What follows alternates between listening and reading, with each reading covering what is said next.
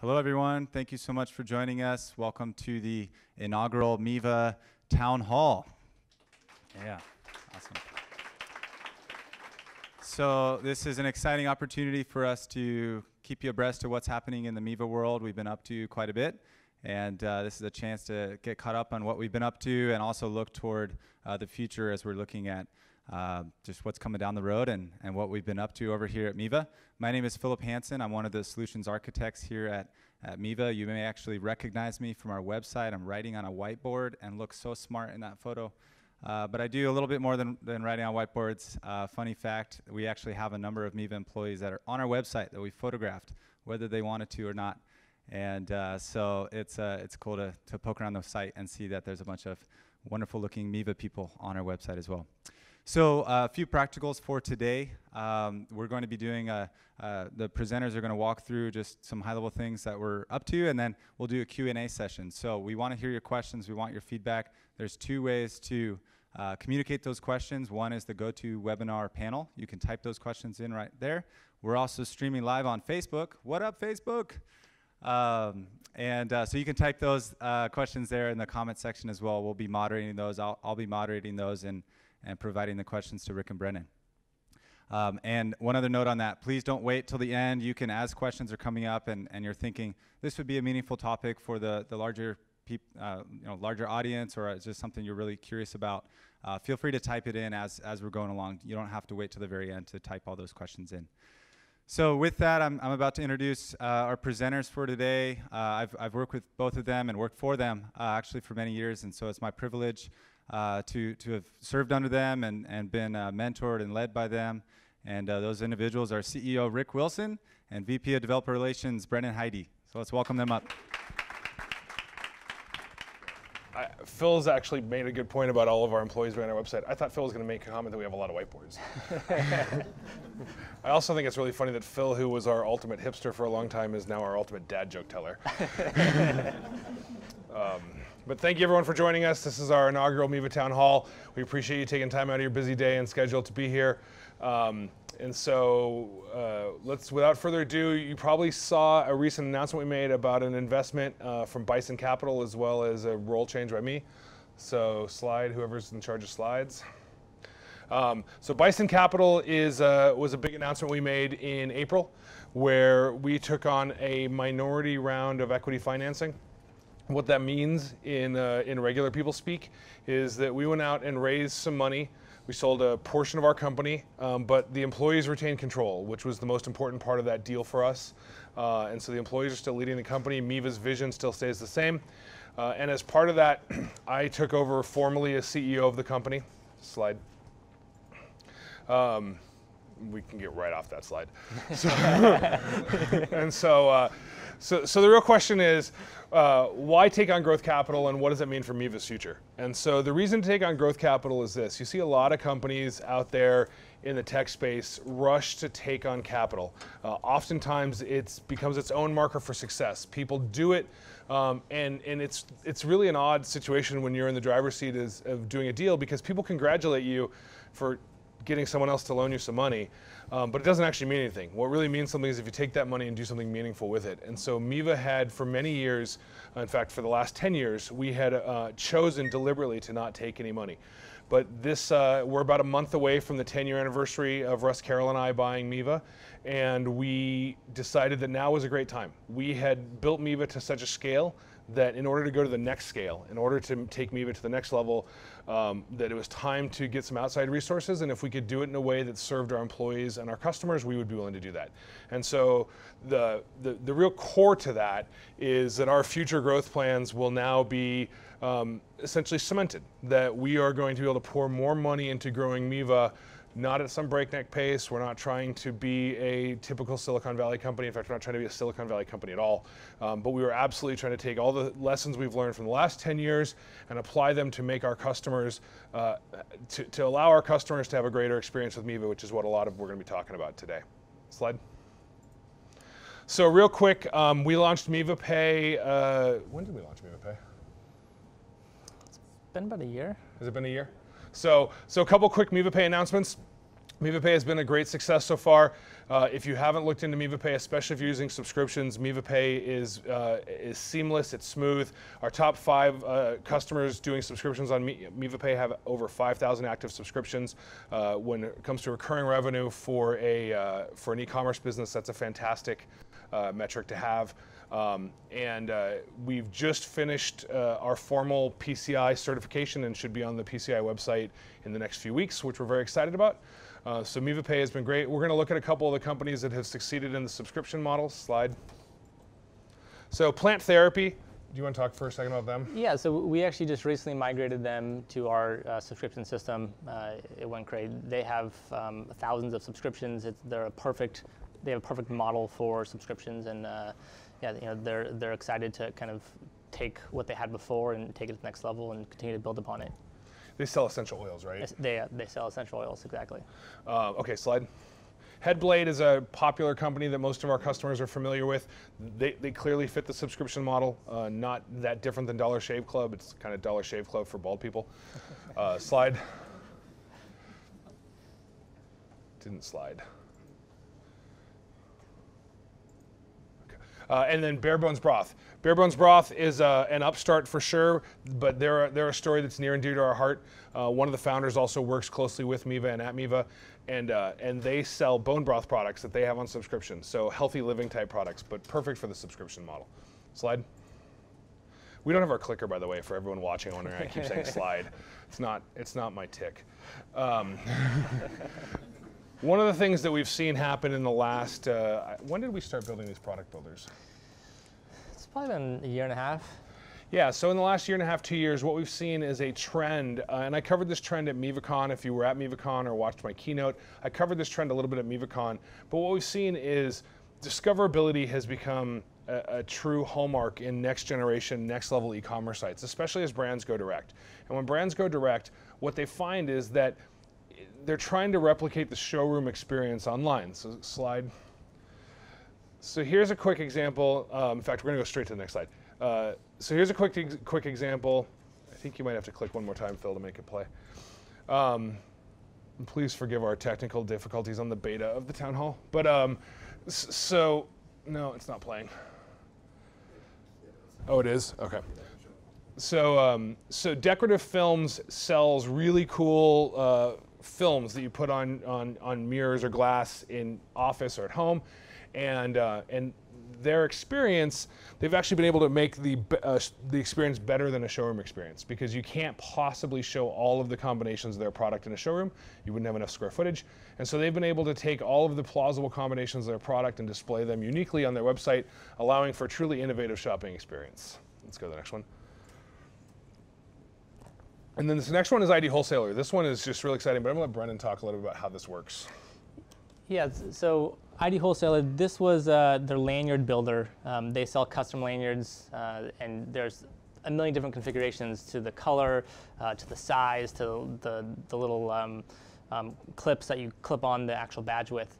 And so they wanted a visual experience to help their customers and help their sales reps better see what they're actually buying. So we built them a full custom experience, so you can change the color, you can add text, and it will change right on the lanyard itself. And it's just a great visual builder to see what you're actually going to buy. So with that, actually, I'm going to let Brennan keep talking. We're going to roll right into, we have some big announcements on strategic alliances and integrations. Yeah, so we talked about this a little bit at the conference in MivaCon, but we've changed how we think about this. So historically, when it comes to integrations with third-party partners, we haven't been the best at it. It's hard to manage, hard to support, and what we've done in the past is kind of pushed it off to the third-party developer community and say, okay, if you want to integrate with Miva, go hire someone to build a module. And we took another look at that and said, we think we can do that better. And there's these strategic partners that we're looking at that our customers want to use their services. And the integration is better served if we build it and we support it. So that kind of mindset has changed, and we're making some changes around that in terms of hiring additional development staff to be able to support that, and then kind of going out and talking to these partners and making these relationships. Next slide. So the first one is MailChimp. We're very excited about MailChimp. There's been an existing MailChimp connector for a number of years now, and MailChimp has, in the past year and a half, released a bunch of new e-commerce features related to abandoned cart emails, product recommendations, and so we wanted to change our integration, build a brand new integration to support their latest features. And so that's what we've done with MailChimp. It's part of Miva Merchant 9.7, so it's be built in the core software, and we're real excited about that coming out here soon. So this next integration we haven't talked about yet, but go ahead to the next slide here. We are doing a brand new integration with Square. So we get a lot of requests for Square for the payment gateway for the point of sale system, and so now we're going to have a built-in tight integration with Square. And so what that looks like is the payment gateway. So out of the box, Miva will have will be able to connect to the Square gateway, so you can take payments on your e-commerce on your Miva store using Square. But more than that, we're going to support their catalog and their inventory APIs. And so what that means is you can take your Miva products and click a button and push them up to Square's system and have those appear in Square, so now you can sell those same products at your physical store via the point of sale system. So this extends Miva's functionality if you need a point of sale system for a physical store, for trade shows, for whatever reason, and you want to use Square, it's going to be built in right out of the box, which is great. And then inventory sync will be able to keep the inventory synced across those channels. So we're real excited about that, and that will be coming out post 9.7. It's worth noting, too, that we have a lot of integrations we want to do, but we're only going to announce them as we've committed to doing them, because we don't want to pre-set expectations if we aren't fully committed. So at this point, MailChimp is almost complete, and Square is the contract is signed, and it is a definite go-ahead. Next slide. Perfect. So the web service API, this is near and dear to my heart. We do a lot of integrations at Miva, whether it's integration with the backend ERP system, accounting system, or a warehouse management system, and we built a suite of tools over the years to support that. So what we call Miva Enterprise Connect, it's a couple tools that open up Miva to push and pull data, and that's worked great. We continue to build integrations using that. Well, we want to take that to the next level, where we have a web service API that anyone can push and pull data from Miva. So it makes integrations easier, costs less, and more standardized. And so that's really why we're doing this, is that we're taking what we've built and what we've learned from our Miva Enterprise Connect tools, and we're building upon that to do a full web service API. So we're real excited about this. This will make, if you want to integrate with NetSuite or integrate with some other system, it will make that integration 50% or more quicker, easier, cheaper than what you could do today. And then beyond just integrations with other systems, it's going to make partners who want to integrate with us, we'll have the APIs that will allow them to do that. So they can come look at our API docs, build an integration to Miva, and add their product to our platform via those APIs. So much easier than what we currently have today. We have to build a plugin to Miva, a module to Miva to get that done. So we're really excited about that. Next slide. So I don't know if we've talked about this yet. I don't know if we talked about this at the conference, but this is also brand new. We have a new partner program for agencies, and so we work with a lot of agencies, eWest Studios, Taylor Gray, a bunch of agencies that build Miva stores on our platform. We want to expand that and add additional resources and support to actually go after and target an agency and say, hey, you're a good fit, your clients are a good fit for the Miva platform. Let us help you train your developers on Miva and kind of allow you to build Miva stores. And so we're actually actively trying to go find those partners. And a key part of what we're doing is building brand new developer training and developer certification to help their development teams get up to speed on Miva very quickly. So we have an in-house professional service team. We want to take the expertise that we've kind of developed here and allow us to easily transport that to any third-party agency who wants to build on the Miva platform. So look for some new exciting stuff around that, especially developer training and developer certification. That's coming out next year. Slide. Perfect. So let's get into to talk about what's coming in 9.7. Before I talk about the features, I want to take a kind of step back and look at a high-level view of Miva Merchant version 9. So when Miva Merchant 9 was launched about 2.5 years ago. It was November 2014, and then it was in development a year before that. So it's been 3.5 years down the Miva 9 path. And when we first started talking about Miva Merchant version 9, our goals with it really were to obviously an admin redesign. So our admin UI needed a new look and feel, it needed some improvements.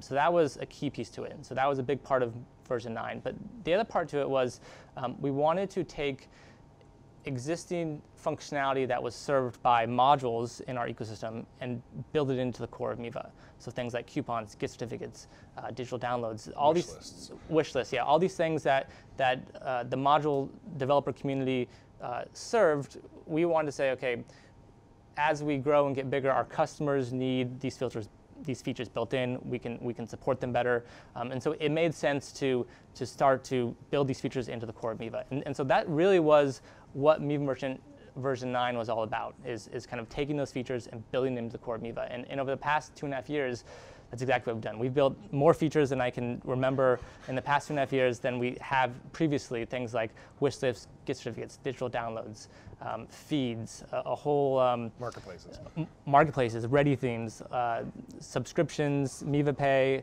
a whole automation engine with scheduled tasks. I mean, there's over 40 features I was looking at them earlier today that are part of the 9 series, and that kind of leads up to 9.7, which is likely the final iteration of Miva Merchant version 9.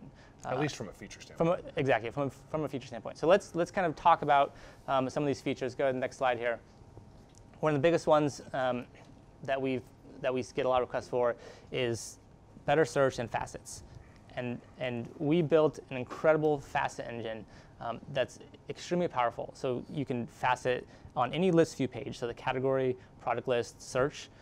But then even on a category view, you can even target the facets that appear on each category. So say one category was apparel, another category was accessories. You can have totally different facets on each of those categories, and you can control right from the admin. You can do things like change the order of the facets, change the name of the facets. So there's a bunch of tools that we built in to allow you to control the facets. In addition to facets, there's also an advanced search and a search preview where you can, as you start typing, it will show you what you're looking for, and then we expanded the search so it uses MySQL full text indexing and kind of get some better results for the search results. So a lot of stuff around search and facets that we're excited about. Next slide. In addition to that, abandoned cart emails, so another popular thing that we get a lot of requests for. And when we build features, we tend not to build a basic version of the feature. We tend to build a very flexible, powerful version of that feature, and that's exactly what we did with abandoned cart emails. So, and you could say we did the same thing with facets too, right? Exactly. Some of our competitors have facets and they limit your search results. You couldn't do a part builder with their facet tools. I mean, we don't do checkbox marketing in that sense. It's kind of a core part of our DNA and our development team's DNA of how we build features. So with the abandoned cart emails, you can have as many emails as you want. You can do a single email. You can do a series of emails. So a common thing we see in this world is you chain a series of 3 emails. So one that gets sent after 24 hours, one after in the first hour, one after 24 hours, and one 48 hours. And you can control the messaging on each one of those emails to progressively add more urgency and potentially add an offer to those emails. And so we give you those tools to set up as many as you want, to control the template of those emails and then the timing of those emails. And they're intelligent too, so if someone actually checks out, then they won't keep getting Exactly, emails. Yep. So once someone buys something, then they get taken out of that email flow. Next slide. So this, we haven't talked about much, but it's a huge part of 9.7. And that is the performance enhancements that we're making to increase speed. So this primarily involves any list view page. So whether that's search, category list, product list, anything that has a list of products, these performance enhancements will impact. And so right now what happens, if you go click on a category and you view a category, Miva is making database calls to go look up all the products that are assigned to that category, and returning that result set. But there's a lot of stuff that goes on behind the scenes, in the sense that it needs to look up whether the product's part of an availability group. And when you add facets on that, then it needs to go look at all the facets for those products. So what we did is this is actually a fundamental change to the list view pages in Miva, is instead of doing those queries in real time, we're actually, as those queries happen, we're caching two things, actually a bunch of things, but two main things is the number of products that are returned in that query, so whether it's 50 or 100, and that's used for things like pagination, and then also the product set itself, so all the product codes or the product IDs that are returned in that query. And those get saved in its own table in the database, essentially a cache. But those two things make that when you click on a category page, it's much faster than having to go look up those things in real time. So that really improves categories, and then facets. We're also caching the facet values associated with those products. Well, it's also intelligent and has a scheduled task. So if you change something in the admin, it'll know. Yep, exactly. So there's a bunch of logic behind the scenes that keep all that data in sync, so you're never looking at stale data. In addition to all of that, we're also pre-calculating the predicted discount. So if you have a bunch of price groups, and when you go and look at a list view pages that you're showing 50 products, Miva would, in the past, it would go and calculate the actual the sale price for that product dynamically. Now what we have is actually a scheduled task that does all that behind the scenes and save those static values into the database on a per customer, per product level, and that just gets pulled in when you load those pages. So those caching things have drastically increased the performance on any list view pages. So we're real excited about that. And the best part about it is you get it for free. There's no template changes you have to make. When we release 9.7, this just happens. Like your site will just get faster, which is great. Next slide. So one thing, as we've constantly iterated on the version 9 path, we want to make the admin easier to use. And so this is a feature that goes towards that, is that in the admin, when you're looking at any batch list, you can add custom fields to that list and you can sort on them. So you can do that at the product level, at the category level. Previously, at the order level, you couldn't even view the custom fields at the batch list level. So we added a new API to support that, and then you can sort on those fields. So you can do things like, I'm going to add a custom order status for my orders, and I want to sort on it on the list view page. And now you can sort orders based off this custom status that you created. So just admin UI improvements to help daily workflow. Next slide. Anyone who uses price groups, this is a really big deal. Probably the most requested feature that I've seen since we introduced price groups is customers want to be able to associate a price group at the category level. So you can say, for this category, assign 10% off. And right now, you associate all price groups at the product level. So as you add new products to that category, those two get out of sync, and you have to manually maintain that. And so now we have the ability to associate a price group at the category level. But taking it one step further, you can now do exclusions versus inclusions. So you currently have to assign each product individually. Now you can say, this price group applies to all products in my store except this category or except these 5 products. And so you can kind of flip that logic on its head, and it just makes it much more powerful to apply price groups to your store. Next slide. So the rich text editor it's probably been in development for 8 months now.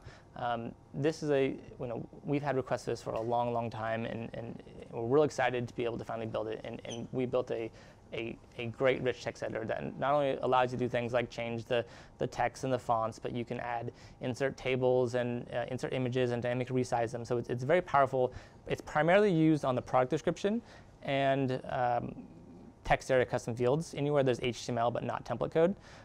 However, in addition to the rich text editor, is also every text area on the site is getting improved, where you have line numbers and you have a full screen view. So for developers, you can go to any page, go to full screen view, make the changes there, hit save. So I've been playing around with it. It's awesome. It's fun to use. We have a short video here that will show you.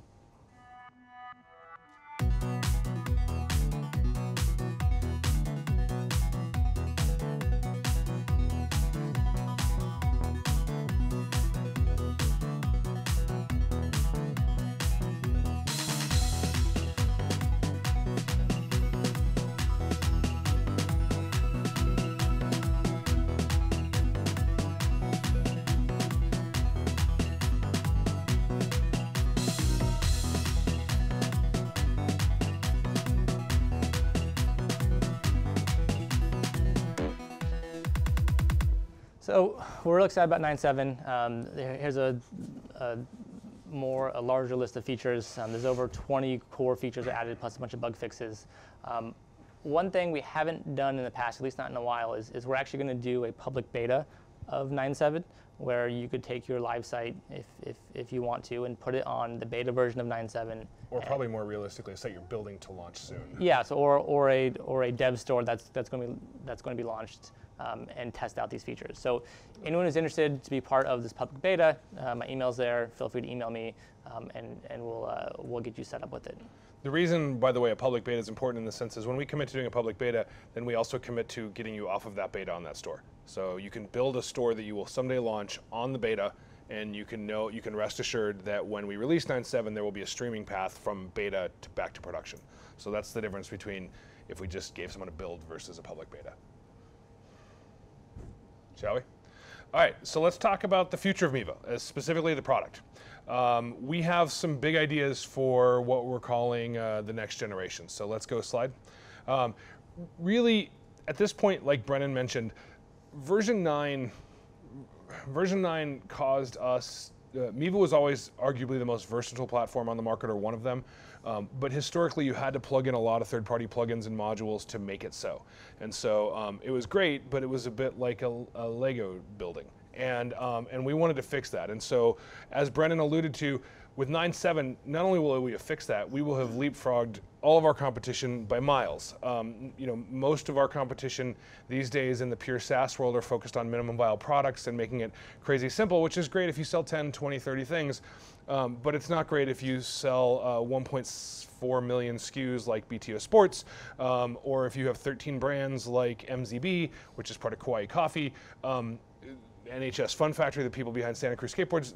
You can't do that with a simple site builder. And so we've taken a look at how do we bring the best of the MVP world into our world. And really, Slide, it's about making it so that you build a nice wall between the web developers who build your site and then the marketers who run your site. And the idea is that that in the simpler products, you're stuck in their sandbox, right? So you can go to one of our pure SaaS competitors and put 30 t-shirts into a store, take a theme, and you can be up in a day, and it's pretty easy. You'll quickly notice that your site looks like every other site in that world. In fact, I can think of very large sites on probably arguably our largest competitor. And it's funny, like every time I go through checkout, I'm like, I'm on the same exact thing I'm always on. And there's nothing unique about the shopping experience. It's great for the impulse buy. If I see a t-shirt on Facebook I want to buy, and I'm on my phone, and I hit Apple Pay and I'm out, it's a great experience. But if I'm trying to sell auto parts, or I'm trying to sell multiple brands, or I'm trying to do B2B and B2C, it's virtually impossible to do it on those simple platforms, which is where Miva's always shined. And what we're going to do is we're going to meld those two worlds, where your web developer can build you a custom sandbox in Miva to do anything you want, and then it can be handed to the marketing team so that the marketers are not hamstrung by the web developers going forward. And so that the marketers aren't, if the marketers want to get a new product live tonight at 11 p.m., they're not wondering where their web developer is trying to get a page built for them. Slide. Very specifically focused on content management. Simple, friendly CMS, easy changes on the fly, not requiring a web developer.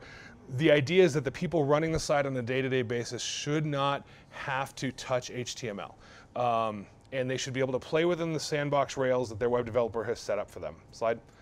All about providing marketing teams marketing muscle. Promote, publish with ease. Slide. It's fine. I was almost going to cough too, so I got caught there. Very smart tools that really just intuitively move to how you're trying to run your business. And Slide. This sometimes sounds redundant. I don't know anyone who's ever introduced a new product and not said it's the best one yet, but this is the most exciting Miva yet. And we're not calling it Miva Merchant, we're calling it Miva 10. And it will be coming in 2018. So 9.7 will ship, and we will go head down into Miva 10, and that is our future. And we will make it so much easier for marketing teams to run their business without being slowed down by IT and web development, and letting IT and web development do what they're great at, and then letting marketing people do what they're great at. And that's what we see as the future for the product, and we couldn't be more excited about it. When I've talked to our customers about this, they all kind of look at me with this, if you really pull this off, I will love you look, because they know that our competitor products just don't do it, and they don't see anyone trying to address this market. So with that, I'm going to hand it back to Mr. Phil Hansen for our Q&A.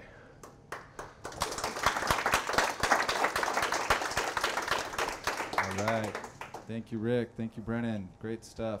So a lot of great questions came in, and I know they're flooding in right now as well. So we'll start off with there are a few questions around timelines and release dates on the API and Miva 10 with different features. So can you guys touch on just timelines? Sure. So first, the standard caveat I give on everything: we don't do official timelines. We ship product when it's ready. We do not wait until, I'm not going to say, hey, 9/7 shipping September 1 and then ship it if it's not ready. So we would rather be late and right, and that's our core philosophy. So I always want to repeat that. With that said, 9/7 will go into beta next month, July, and we expect a 9/7 release by the end of Q3. As far as version 10 goes, our goal is to ship next year. And we're not going to get any more specific than that. That's great. There were a few other support questions, or what I'll call some general support questions. Maybe they were specific feature questions. I just want to reiterate, or actually I didn't previously mention this, so I do want to mention the 800 number for Miva. If you do have questions specific, I know there's some questions about imports and things.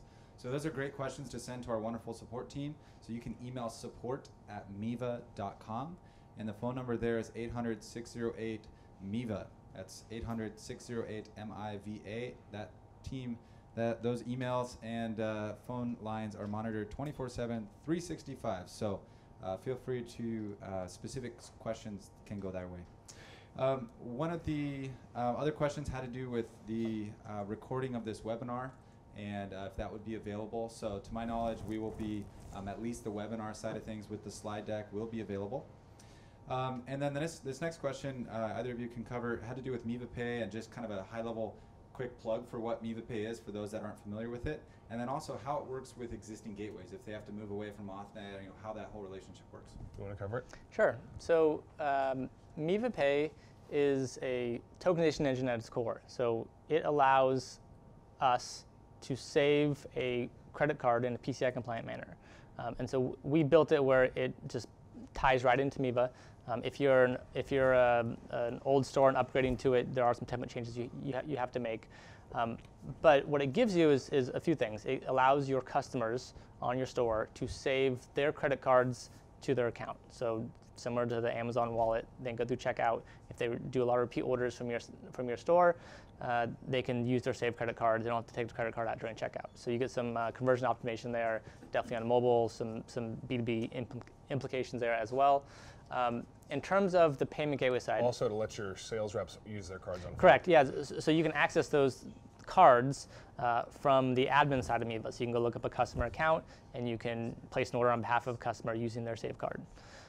From the gateway side of it, since Miva Pay is not a payment gateway, you still use your existing payment gateway you have set up with Miva. So we support all the existing payment gateways that we have, not Express Checkout, but anyone that we have the actual full card number, it just works. And so you link that payment gateway you have, you link it to Miva Pay, and all transactions now flow through Miva Pay back up to the gateway and then flow back down to your store. So the same data you were getting, the payment data, the transaction data that you're getting before Miva Pay, you'd get after Miva Pay, so it works with any your backend system, ERP system. So it's a very seamless integration, and it gives you a lot of powerful tools. It also doesn't change refunds, captures, and whatnot in the admin. It works exactly all the that's same. exactly the same.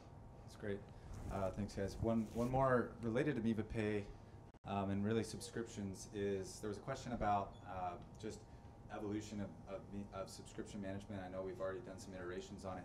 I'm pretty sure we've already addressed this, but can you touch on the whole grouping of orders and some of the post-initial release updates to subscription management? Yeah, so one thing we learned shortly after we launched Miva Pay and subscriptions is that it's very important to, if a customer has, say they bought 2 items and it reorders every 30 days, when those reorder, you don't want to create 2 new orders out of it. You want to create a single order, group them together, and ship them together.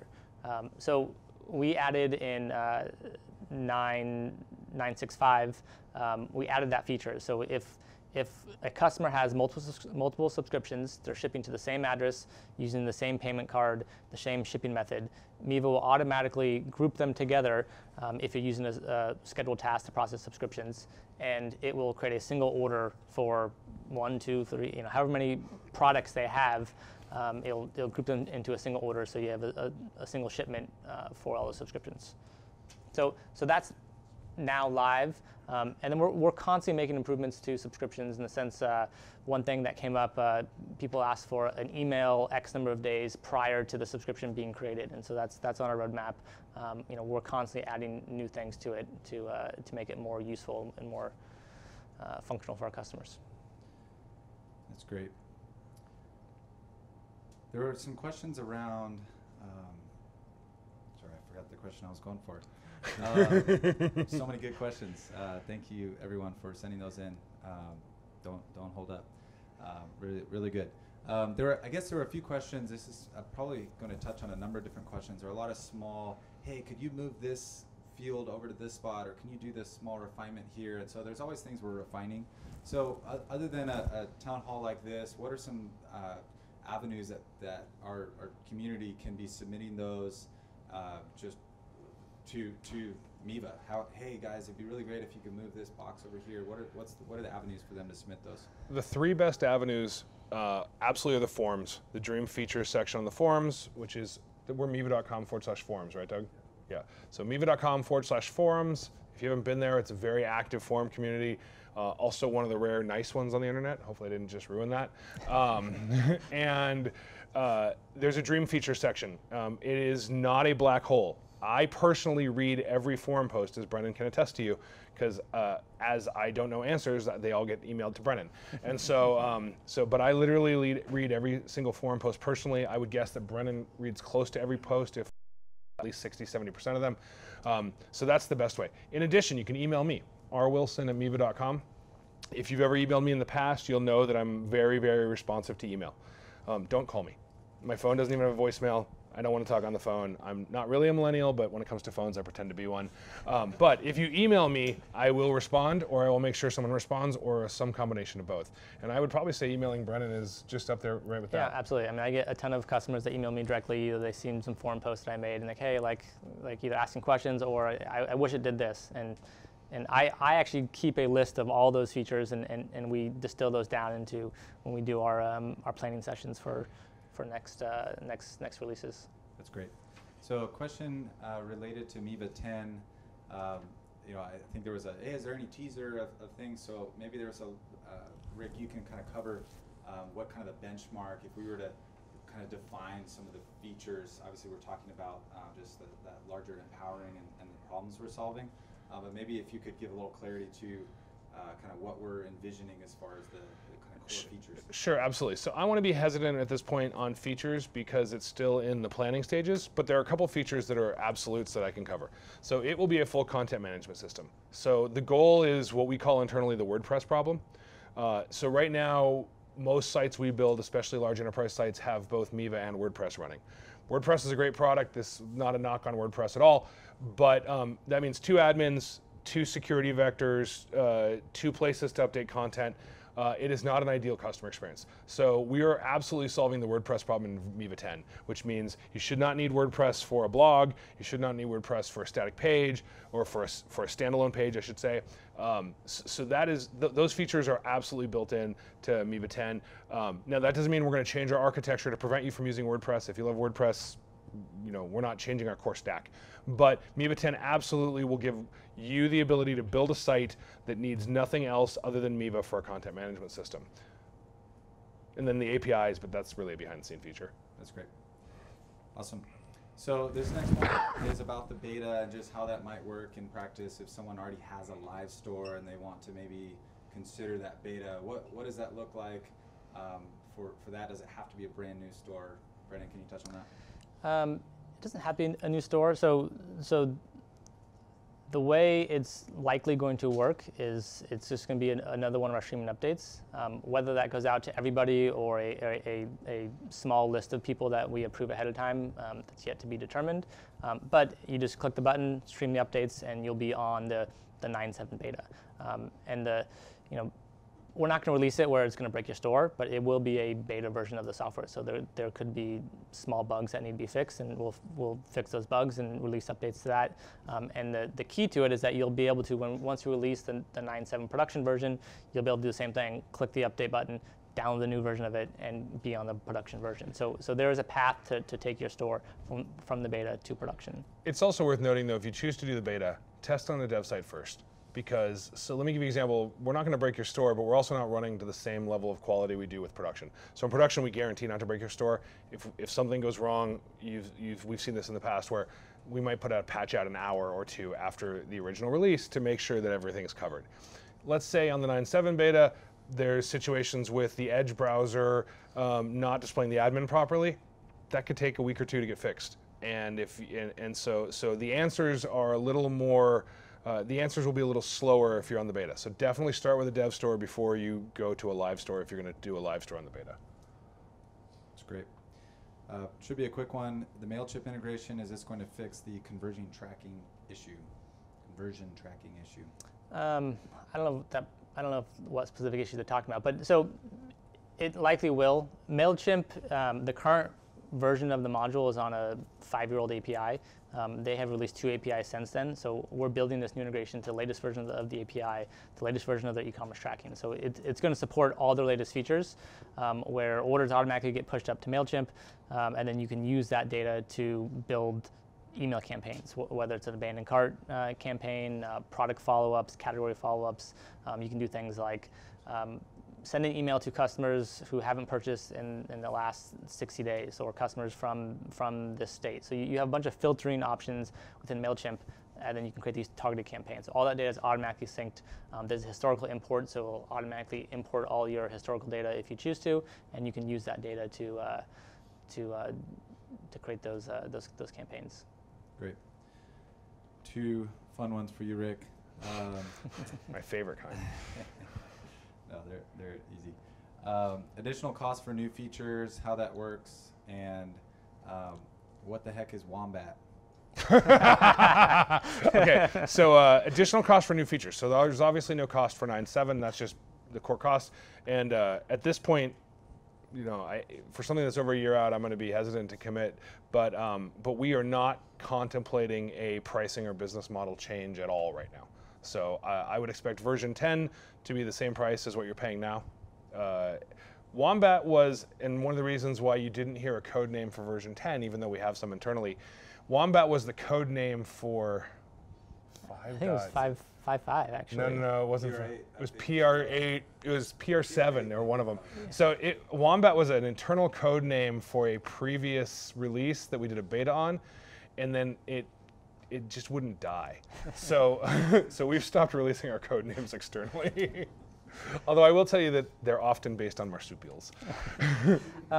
One thing I would add to the 9 to 10 upgrade, it's going to be an upgrade similar to every one of our other upgrades. It's a click that's actually worth noting. Click a button, stream the updates, and now you're on Miva 10. Yeah, so that is actually worth noting. One of our commitments on version 10 is that it is backward compatible and it is a point-and-click upgrade. So it is not a rebuild your store upgrade.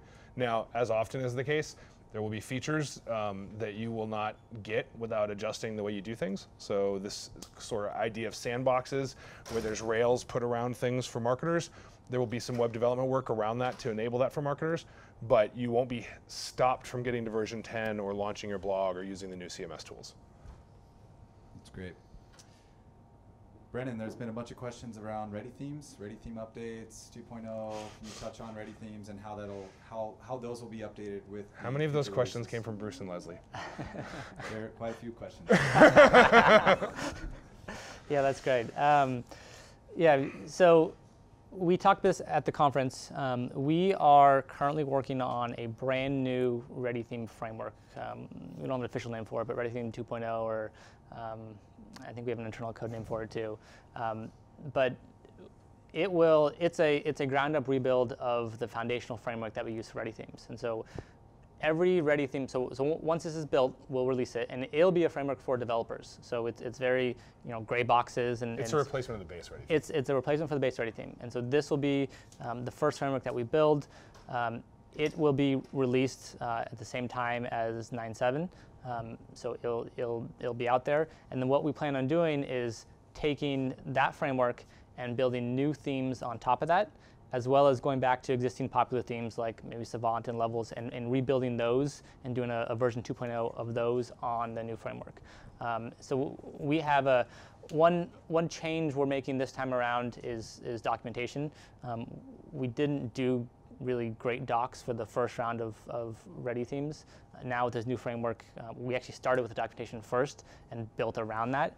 So we have great documentation for developers, and we're going to continue that path moving forward with all new themes. Well, and for those who weren't at the conference, one of the big things, other than documentation, is that once you're on Ready Theme 2.0 themes, the features are transferable between themes. Yes, so that's actually one of the core features of the 2.0 framework is we built it what we call extensions. So a theme or framework will come with these existing extensions that you can choose to enable or not choose to enable. And so an extension may be a slider on the homepage or a different type of menu. So instead of a drop-down menu, it's a mega menu. And so the idea behind that is you can, with a change of HTML, a change of CSS, a change of JavaScript, those three things, you can take that extension and plug it into your theme, and it'll just work. And then that same thing cross theme you could do. So I can take this menu from this theme, and I want to use it on this theme. So that's the idea, and the goal behind this new framework is enabling that type of cross theme compatibility. I guess we have time for about 2 more. Yep, sounds great. Let's touch on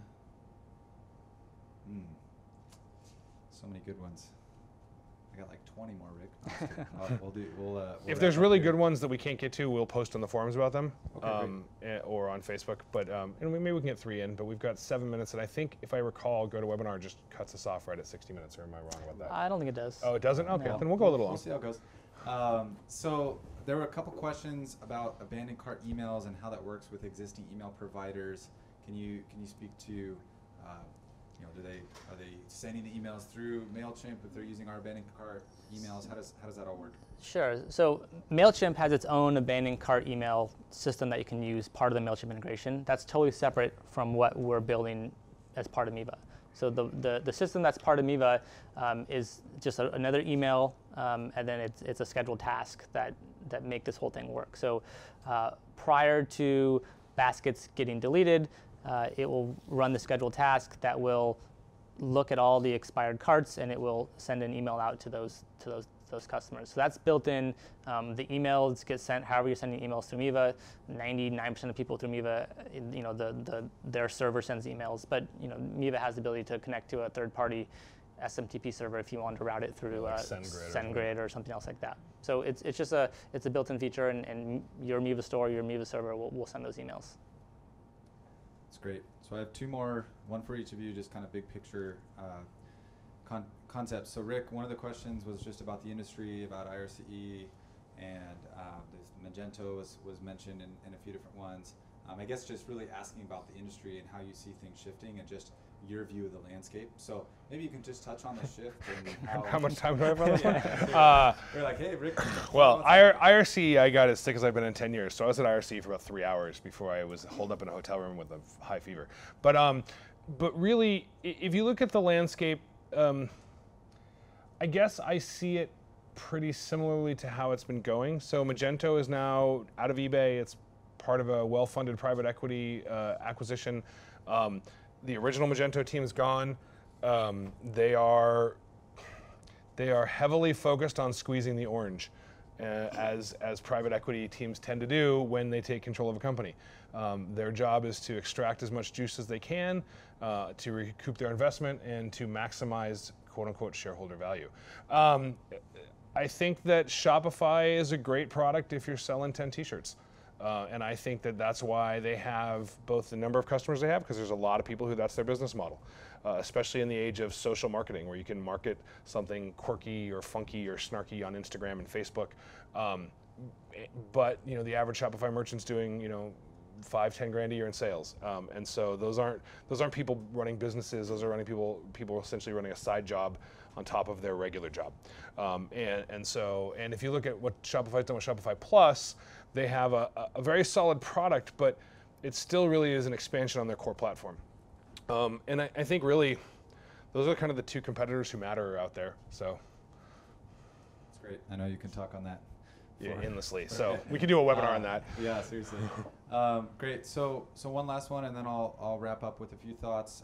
Brennan, there were some questions around training and certification and kind of DTS. I know we have our developer training series. Can you speak to just maybe documentation in general and the future of DTS? Yeah, so DTS is the developer training series. That's a video series that we've had for 5 or 6 years now, and that's primarily how we've trained people. We use that training to train our internal developers when we do new hires, and anyone who's external to Miva wants to learn our platform, we guide them there. With this new kind of agency partner program and the new approach we're taking towards training, we're expanding that quite a bit and formalizing it. So instead of just 50 videos that you go watch, we're actually going to create a course that you take, and so that is likely going to be an online course, potentially tied with an in-classroom course, and then a certification exam. So we're still finalizing what that actually looks like from a content perspective. But it's worth noting, I mean, we've hired someone very specifically who is an expert in curriculum development to create a core curriculum. And I mean, and curriculum is the key part of it. That's the difference between putting videos on a website and creating a training. Yeah, it's just a totally different approach to how we're looking at this. So the actual training is going to be much better, more formalized, and then certification, and then ways to as we release new features to kind of stay on top of what's going on in our world. Miva continuing education credits. So we're excited about that, and that's coming out next year. Awesome. Great stuff. So a few closing thoughts. Keep tuned to Facebook and our website and our blog and forums. Like we said, there's a lot of ways to be connected, and we want your input. We want the Miva community to be engaged, and so it is already engaging. And our forums, like Rick was saying, are super active, and it's just there's people that have been around the Miva water cooler for 15 years, and we really value that kind of engagement. And so please, those that are newer to the Miva world, jump in, interact, engage, come to events like this. Thank you again for being here. Again, on the support end of things, specific questions around, hey, does this feature do this, or can it handle that? Our support number, 800-608-MIVA or support@miva.com. Brennan, Heidi, there were some questions about emails. Maybe we can jump back to the slide that has their intro and their emails on there. The only one that has the emails is the 9.7 feature slide. It's just B. All right. Yeah. That's okay. Look in the forums for Brennan. Look up on the forums for Brennan's email for contact. And again, thank you all so much for joining us today. And we look forward to talking with you soon. Thanks, everyone.